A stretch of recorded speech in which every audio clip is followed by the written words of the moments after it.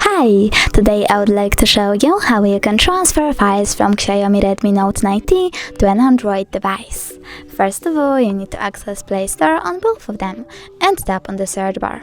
After that, type Send Anywhere and download this free app from this developer. Then open it.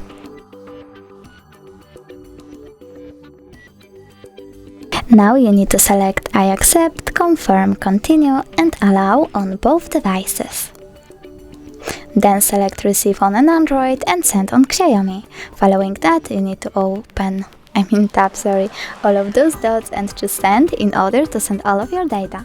It will take a while though, so I will only go with this one photo, tap Send and click Got it. From here we have two connection ways. You can input this key 7694050 and choose Receive or scan QR code.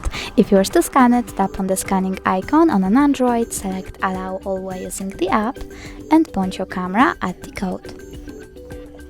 Then we need to wait a bit. And as you can see, my photo was successfully transferred. If you wish to check it out for sure, just go into, for example, My Files app, select in My Keys Images and look for Send Anywhere folder.